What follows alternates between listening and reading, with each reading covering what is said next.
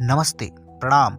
मेरा नाम है निखिल। स्वागत करता हूं आपके अपने channel Shri Ram impact learning पर। दोस्तों, आज मैं बंकिम चंद्र चटर्जी द्वारा लिखित उपन्यास आनंद मठ की ऑडियो बुक सुनाने जा रहा हूं। तो चलिए शुरू कर। बंगला।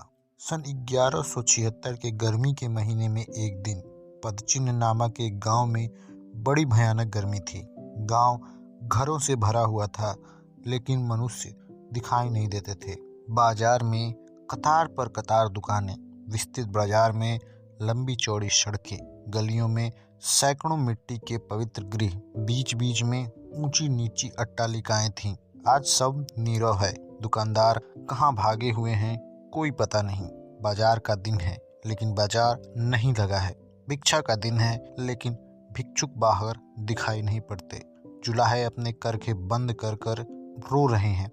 व्यवसायी अपना रोजगार भूलकर बच्चों को गोद में लेकर विह्वल हैं। दाताओं ने दान बंद कर दिया है। अध्यापकों ने पाठशाला बंद कर दी है। शायद बच्चे भी साहसपूर्वक रोते नहीं हैं। राजपथ पर भीड़ नहीं दिखाई देती। सरोवर पर स्नानार्थियों की भीड़ नहीं है। गृह द्वार पर मनुष्य दिखाई नहीं पड़ते हैं। बिच्छू पर पक्षी दिखाई नहीं पड़ते। चरने वाली गायों के दर्शन नहीं मिलते हैं। केवल शमशान में सियार और कुत्ते हैं। एक बहुत बड़ी अट्टालिका है। उसकी ऊंची चहार दीवारी और गगनचुम्बी गुंबद दूर से दिखाई पड़ते हैं। वह अट्टालिका उस गृह जंगल में शैल शिखर सी दिखाई पड़ती है। उसकी शोभा का क्या कहना है, लेकिन उसके दरवाजे बंद हैं। गृह मनुष्य समागम से शून्य है। वायु प्रवेश में भी असुविधा है। उस घर के अंदर दिन दोपहर के समय अंधेरा है। अंधकार में एक कमरे में मुरझाए हुए दो पुष्पों की तरह एक दंपति बैठे हुए चिंतामान है। उनके सामने अकाल का भीषण रूप है। सन 1174 में फसल अच्छी नहीं हुई, अतः सन 1175 में अकाल आ पड़ा। भारतवासियों पर संकट आया, लेकिन इस पर भी शासकों ने पैसा पैसा कौड़ी कौड़ी वसूल कर ली। दरिद्र जनता ने कौड़ी कौड़ी करके मालगुजारी अदा कर दिन में एक ही बार भोजन किया। बंगला सन 1175 की बरसात में अच्छी वर्षा हुई। लोगों ने समझा कि शायद देवता प्रसन्न हुए। आनंद में फिर मठ मंदिरों में गाना बजाना शुरू हुआ। किसान की स्त्री ने अपने पति से चांदी के पाजेब के लिए फिर तगादा शुरू किया, लेकिन अकस्मात अश्विन मास में फिर देवता विमुख हो गए। क्वार कार्तिक में एक बूंद भी बरसात न हुई। खेतों में धान के पौधे सूख कर खखड़ हो गए। जिसके 2-1 बीघे में धान हुआ भी तो राजा ने अपनी सेना के लिए उसे खरीद लिया। जनता भोजन पा न सकी। पहले एक संध्या को उपवास हुआ, फिर एक समय भी आधा पेट भोजन न मिल सका। इसके बाद 2-2 संध्या उपवास होने लगा। चैत में जो कुछ फसल हुई वह किसी के एक ग्रास भर को भी न हुई। लेकिन मालगुजारी के अफसर मोहम्मद रजा खान ने मन में सोचा कि यही समय है मेरे तपने का। एकदम उसने 10% मालगुजारी बढ़ा दी। बंगाल में घर घर कोहराम मच गया। पहले लोगों ने भीख मांगना शुरू किया। कौन भिक्षा देता। इसके बाद उपवास शुरू हो गया। फिर जनता रोगाक्रांत होने लगी। गौ, बैल, हल बेचे गए। बीज के लिए संचित अन्न खा गए। घर बाड़ी बेचा, खेती बाड़ी बेची। इसके बाद लोगों ने लड़कियां बेचना शुरू किया। फिर लड़के बेचे जाने लगे। इसके बाद गृह लक्ष्मियों का विक्रय प्रारंभ हुआ। लेकिन लड़की लड़के औरत कौन खरीदता। बेचना सब चाहते थे, लेकिन खरीदार कोई नहीं। खाद्य के अभाव में लोग पेड़ों के पत्ते खाने लगे, घास खाना शुरू किया, नरम टहनियाँ खाने लगे। छोटी जाति की जनता और जंगली लोग कुत्ते बिल्ली चूहे खाने लगे। बहुतोरे लोग भागे। वे लोग विदेश में जाकर अनाहार से मरे। जो नहीं भागे वे अखाद्य खाकर उपवास और रोग से जर्जर होकर मरने लगे। रोग को भी अवसर मिला। ज्वर, हैजा, क्षय, चेचक फैल गया। विशेषतः चेचक का बड़ा प्रसार हुआ। घर घर लोग महामारी से मरने लगे। कौन किसे जल देता है, कौन किसे छूता, कोई किसी की चिकित्सा नहीं करता। कोई किसी को नहीं देखता था। मर जावे पर 100 कोई उठाकर फेंकता नहीं था। अति रमणीय गृह स्थान आप ही सड़कर बदबू करने लगे। जिस घर में एक बार चेचक हुआ, रोगी को घरवाले छोड़कर भाग गए। महेंद्र सिंह पदचिन्ह के बड़े धनी व्यक्ति हैं, लेकिन आज धनी गरीब सब बराबर हैं। इस दुखद अकाल के समय रोगी होकर उसके आत्मीय स्वजन, दासी दास सभी चले गए हैं। कोई मर गया, कोई भाग गया। उस बृहद परिवार में उसकी स्त्री, वे और गोद में एक शिशु कन्या मात्र रह गई हैं। इन्हीं लोगों की बात कह रहा। उनकी भार्या कल्याणी ने चिंता छोड़कर गौशाला में जाकर गाय दूही। इसके बाद दूध गर्म कर कन्या को पिलाया और गऊ को घास खाने के लिए डाल दी। वह लौटकर जब आई तो महेंद्र ने कहा, इस तरह कितने दिन चलेगा? कल्याणी बोली, ज़्यादा दिन नहीं, जितने दिन चले, जितने दिन मैं चला पाती हूँ चला रही हूँ। इसके बाद तुम लड़की को लेकर शहर चले जाना। महेंद्र, अगर शहर ही चलना है तो तुम्हें ही इतनी तकलीफ क्यों दी जाए? चलो ना, अभी चलें। इसके बाद दोनों के बीच अनेक तर्क वितर्क हुए। कल्याणी, शहर में जाने से क्या विशेष उपकार होगा? महेंद्र, वह स्थान भी शायद ऐसे ही जनशून्य प्राण रक्षा के उपाय में रहित है।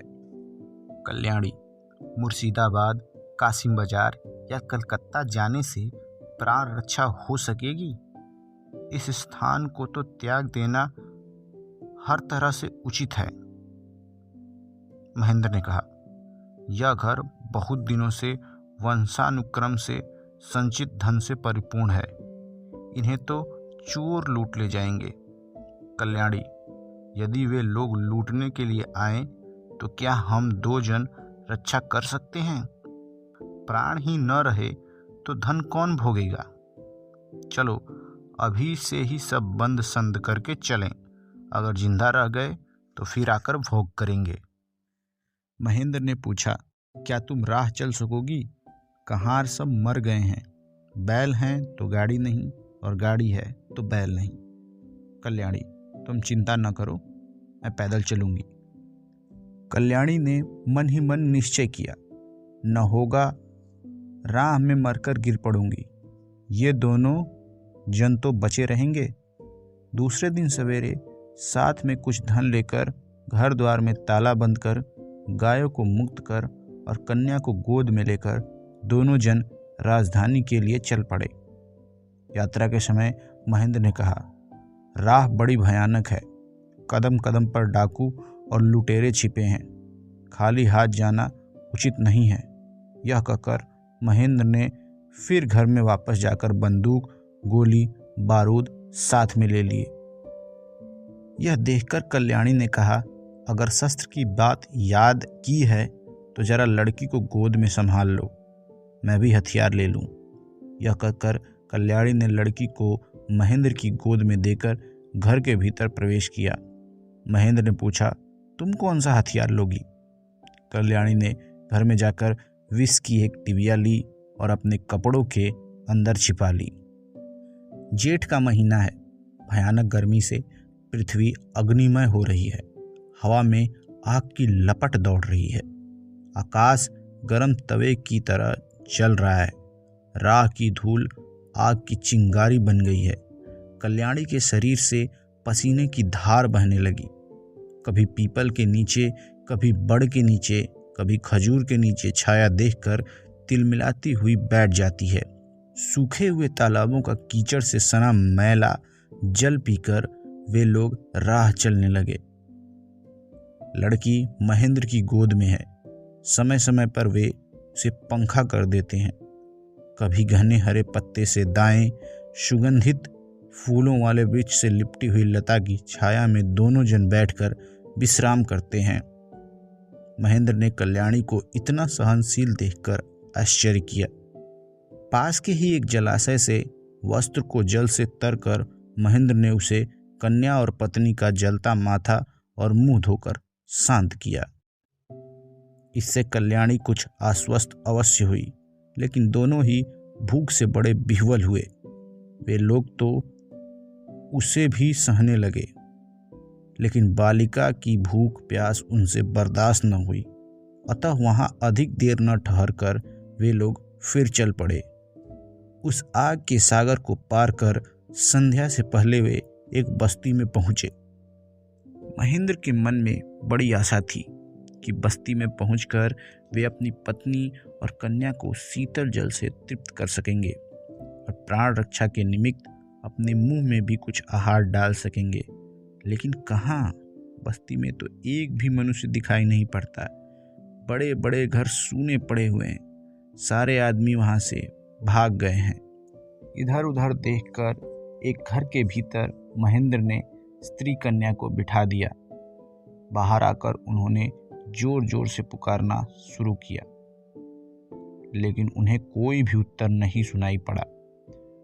महेंद्र ने कल्याणी से कहा, तुम जरा साहसपूर्वक अकेली रहो, देखूं शायद कहीं कोई गाय दिखाई दे जाए।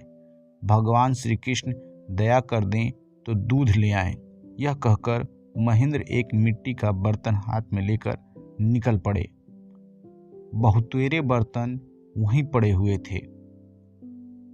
महेंद्र चले गए। कल्याणी अकेली बालिका को लिए हुए लगभग जन शून्य स्थान में घर के अंदर अंधकार में खड़ी चारों तरफ देखती रही। उसके मन में भय का संचार हो रहा था।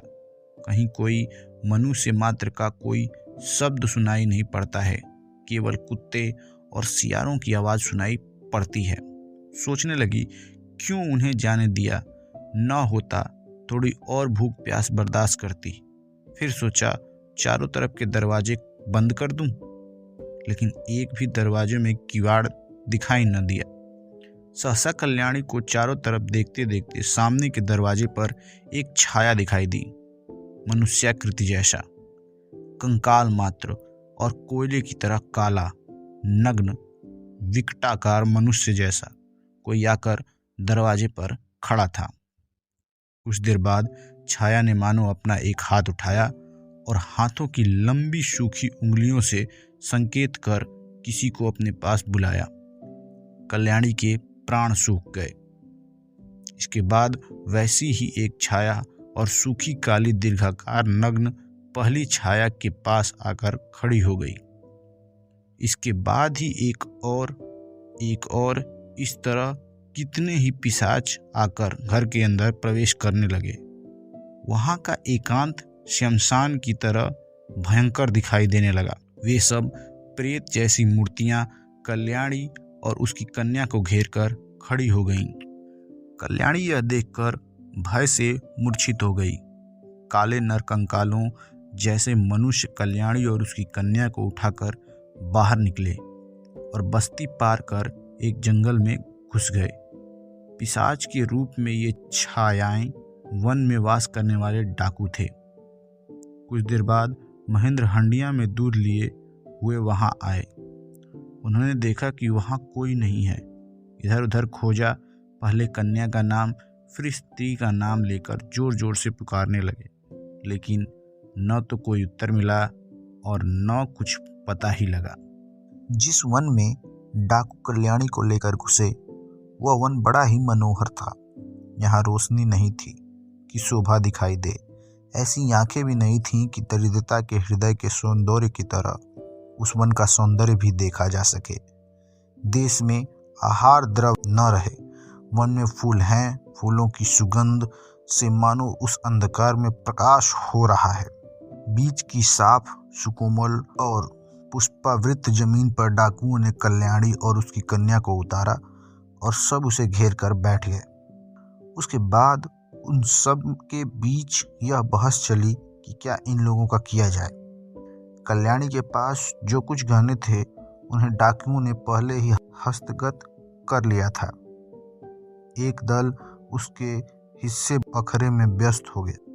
गहनों के बढ़ जाने पर एक डाकू ने कहा, हम लोग सोना चांदी लेकर क्या करेंगे? एक गहना लेकर कोई मुझे भोजन दे, भूख से प्राण जाते हैं। आज सवेरे केवल पत्ते खाए हैं। एक के यह कहने पर सभी इसी तरह हल्ला मचाने लगे। भात दो, हम भूख से मर रहे हैं, सोना चांदी नहीं चाहते। दलपति उन्हें शांत करने लगा, लेकिन कौन सुनता है। क्रमशः ऊंचे स्वर में बातें शुरू हुई, फिर गाली गलौज और फिर मारपीट की तैयारी होने लगी। जिसे जिसे हिस्से में गहने मिले थे वे लोग अपने अपने हिस्से के गहने खींच खींच कर दलपति के शरीर पर मारने लगे। दलपति ने भी दो एक को मारा। इस पर सब मिलकर आक्रमण कर दलपति पर आघात करने लगे। दलपति अनाहार के कारण कमजोर और अधमरा तो आफ ही था। 2-4 आघात में ही गिरकर मर गया। उन भूखे, पीड़ित, उत्तेजित और दया शून्य डाकुओं में से एक ने कहा, सियार का मांस खा चुके हैं, भूख से प्राण जा रहे हैं, आओ भाई आज इसी साले को खा लें। इस पर सबने मिलकर जय काली कहकर जय घोष किया। जय काली, आज नर मांस खाएंगे। यह कहकर वे सब नरकंकाल रूपधारी खिलखिलाकर हंस पड़े और तालियां बजाते हुए नाचने लगे। एक दलपति के शरीर को भूनने के लिए आग जलाने का इंतजाम करने लगा। लता, डालियां और पत्ते संग्रह कर उसने चकमक पत्थर द्वारा आग पैदा कर उसे धधकाया। धधक कर आग जल उठी।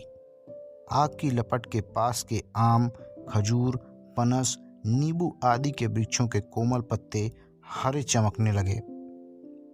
कहीं पत्ते जलने लगे, कहीं घास पर रोशनी की हरियाली हुई तो कहीं अंधेरा और गाढ़ा हो गया।